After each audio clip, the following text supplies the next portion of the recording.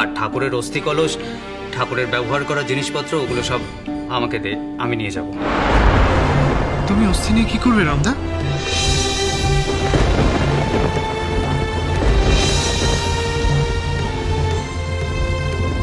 অস্থি কলস তো সবার বাড়ি বাড়ি ঘুরতে পারে না রাখাল। আমি ওই অস্থি কলস নিয়ে ঠাকুরের মন্দির প্রতিষ্ঠা করব। কাকুর গাছেতে ঠাকুর আমার বাগান বাড়িতে গেছিলেন, আমি ঠিক করেছি সেখানেই মন্দির স্থাপন করব।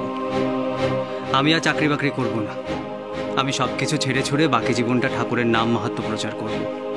তোরা যে যার বাড়িতে রইলি, যতটা পারলি আমাকে সাহায্য করলি, যখন ইচ্ছে হলো মন্দিরে এলি। সবার ব্যবস্থাই তো তুমি ঠিক করে ফেলেছো দেখছি। এতই যখন ভেবেছো মা কোথায় থাকবেন সেটা ঠিক করেছো? আমাকে তোর তেমন মনে হয় বিলে? আমার বলরাম বাবুর সঙ্গে কথা হয়ে গেছে, মা আপাতত ওনার বাড়িতেই থাকবেন, সেখান থেকে কাশিতে যাবেন। কাশিতে বলরাম বোসের বাড়ি আছে, মা সেখানেই থাকবেন।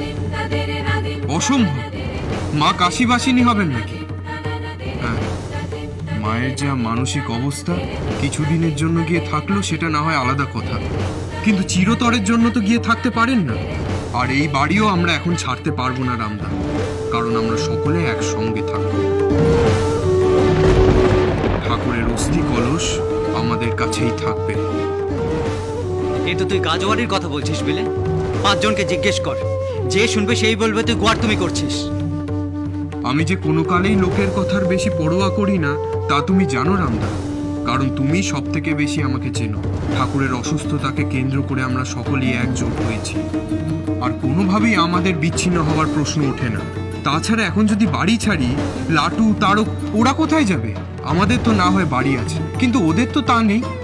সুতরাং কাশীপুরের বাড়ি আমরা এখন ছাড়তে পারবো না। এই কি তো শেষ কথা? একা আমার নয়, এটা আমাদের কথা। অস্থি কলস তাহলে কি তোদের কাছেই থাকবে? ভক্তরা যেখানে, ঠাকুরের অস্থি কলসও তো সেখানেই থাকবে, এটাই তো স্বাভাবিক রামদা। তা তোরা যে এই বাড়িতে থাকবি, এখানকার ভাড়া কে জোগাবে? আমি, সুরেনবাবু, বলরামবাবু, আমাদের কারোর পক্ষে আর এত বাজে খরচ করা সম্ভব নয়।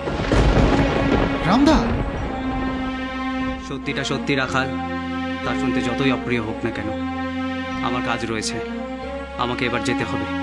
বাকিদের জানিয়ে দিস।